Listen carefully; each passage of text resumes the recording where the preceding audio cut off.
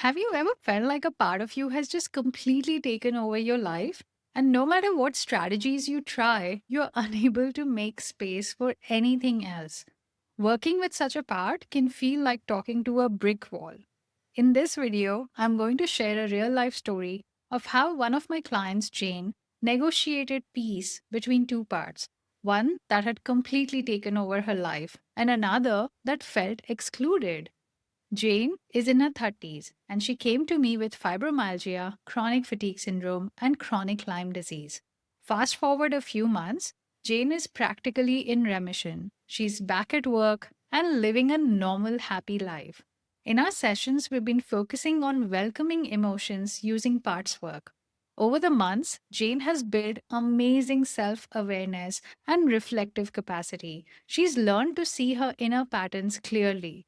But in a recent session, she came in saying, I have learned that my hyperproductivity is a survival response. I have worked with this part with your help, and things have been going great. But this past week, it's completely taken over my headspace. I've tried talking to it, using regulation practices, nothing's helping. I don't even know why it's so activated. So I invited Jane to engage in parts work. I asked her to focus on her productivity part and see how it showed up through words, images, feelings, or bodily sensations. She said, I can see it sitting and chatting with other parts. It knows I'm here, but it's completely ignoring me. I said to Jane, it sounds like your productivity part is a bit grumpy with you. Then I asked Jane to approach this part with openness and curiosity. No lecturing, no convincing, just the intention of listening. Jane visualized sitting next to this part and said, I'm sorry I've been so frustrated with you, and I want to understand what's going on for you. You taking over is our survival response. What's stressing you into full on productivity mode? The productivity part still did not look at her, but suddenly Jane noticed another presence sadness. Sadness came and sat next to her, but there was tension between sadness and productivity. Jane asked Sadness, are you feeling judged? Sadness responded, nobody's my friend. No one likes me. Everyone runs in the opposite direction when they see me. Jane turned to productivity. Is that true? Do you not like sadness? Is that why you've been coming up with all these shiny ideas to distract me from feeling sad? Productivity said, yes, me and the other parts don't want to feel sadness. When she shows up, the whole day is ruined. We don't get any work done and we don't have any fun.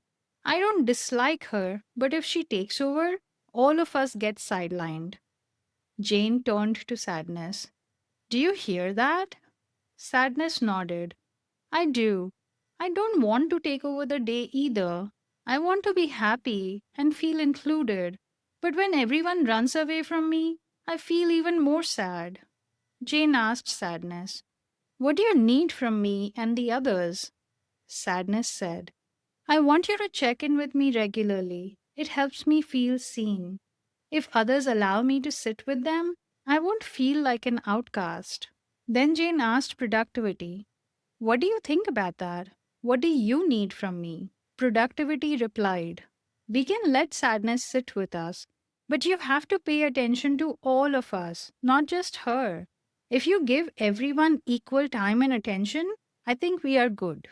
So Jane made a promise. Okay, I'll check in with all of you from now on. Everyone gets equal, undivided attention. No special treatment. From that day on, Jane kept her promise. She checked in regularly with all of her parts. Sadness felt included. Productivity no longer had to overfunction as a protector. And that's the thing.